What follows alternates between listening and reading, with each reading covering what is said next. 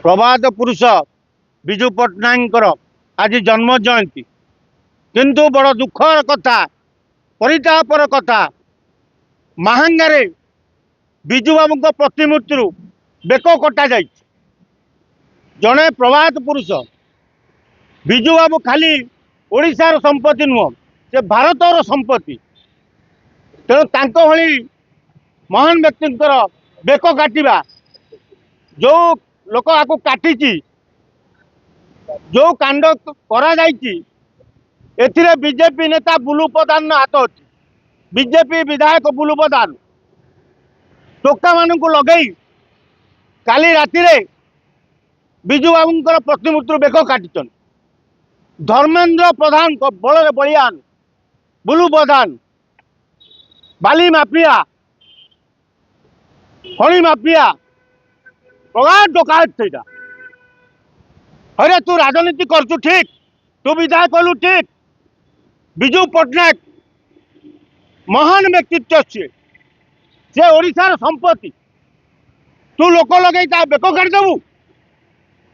के आस्पद तोर तेणु एभली लोक को जेल दंड भोगिया दरकार खाली भूल मागिदेले हेनी तेणु मोहन सरकार जदि आपण आज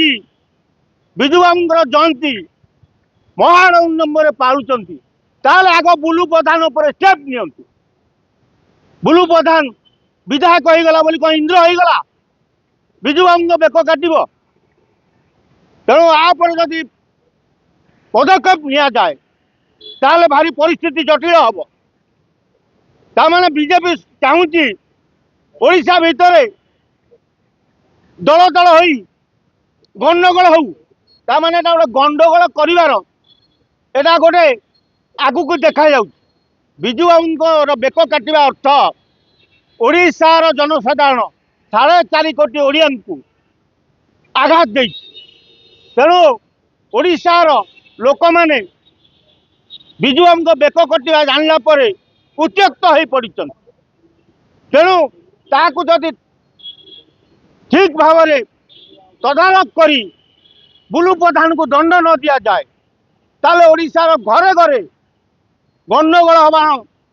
संपूर्ण जल जल हो देखा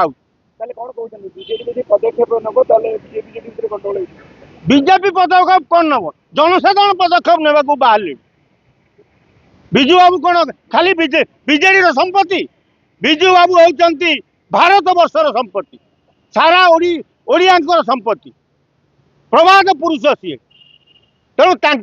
बेक काटिदेवा माने ओडिया बेक काटिदेवा तेणु एत बड़ जो घटना घटी जदि बीजेपी सरकार पदक्षेप न नि जाए ताले आगामी दिन में भयंकर परिस्थिति हम बोली जल जल हो देखा तेणु जेते शीघ्र पारुचंती आप पदक्षेप नहीं बुलू प्रधान को गिरफ्त करा जाऊ।